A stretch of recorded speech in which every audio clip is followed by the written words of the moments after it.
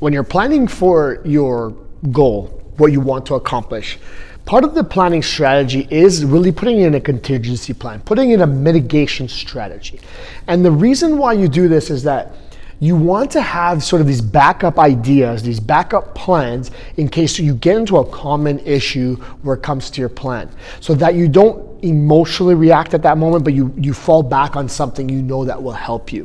And by doing this, by having this mitigation strategy, you're going to help to reduce potential negative impacts. And at its let's say strategic definition, mitigation strategy is about action plans to reduce potential negative impacts of a risk or a threat. Now, when it comes to fitness, I mean, it's not going to be existential risk. It's not going to be a threat to your life, but it's a potential roadblock such as time, access to a gym, et cetera, that is keeping you from succeeding. And what do you do in these cases when that pops up? And so on your own or with your coach, you want to identify potential risks or threats. And there's some common ones that everybody experiences, but there also might be specific ones to you. Maybe you have to care for a loved one and you know that you can get called in at any moment. Maybe you work for somewhere that you get called in at any moment. You have to work certain hours. Maybe you have to manage this other thing. Whatever it might be, you need to find specific risks and threats to your plan of action. So what might get in the way of you planning your meals or eating in a certain way or exercising or whatever it might be? You need to come up with a plan to minimize the impact of these things. An example might be you end up with no time for a gym at a certain day of the week or a certain time of the month. And maybe it's like, okay, on those days I'm going to do a video at home. Or maybe I'm going to do a body weight exercise at break at work. Or maybe I'm going to do a yoga flow for 10 minutes before and after I start work. Or maybe I'm going to have bands in my car and then at the pit stop for 20 minutes I'm going to do some exercise. Whatever it is, it's a mitigation strategy. It's a way to help you to get past these risks and threats to your plan. And some of the tactics that you might utilize in this mitigation strategy planning is that you want to find things that will help you. A common action to help you is to set realistic goals. Have SMART goals, things that you can measure. Because once you can measure, once they're specific, measurable, attainable, realistic, and time-bound, you're going to be able to better prepare, better plan. And when we're asking about realistic, we're asking, is it feasible for you to exercise 7 days a week if that's your plan? If not, and you want to exercise X amount of days, how do we make sure that happens? How do we make sure that there's no risk to that occurring, right?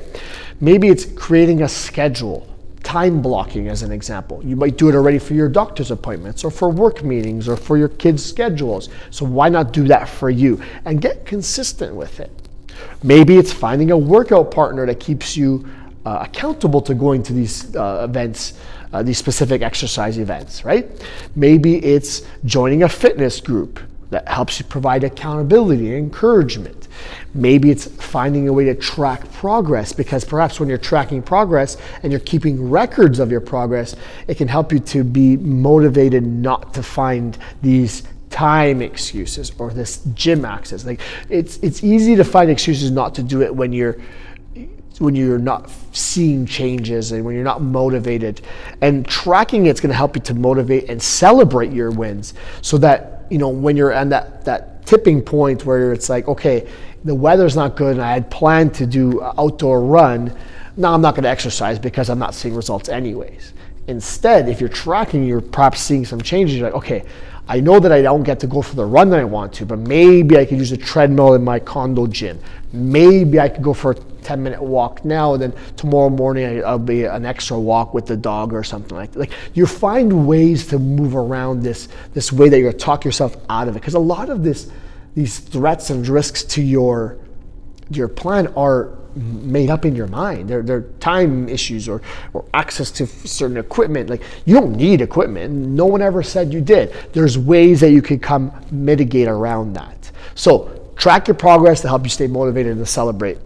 Even injuries might be something that's a risk to your plan. So maybe that's a real good argument to make sure that you're warming up properly. Make sure you're using the proper form. Make sure you're only gradually increasing things and not just throwing things on there. So perhaps it might mean that you're looking to have a professional to help you make sure you got the right form and you're progressing correctly.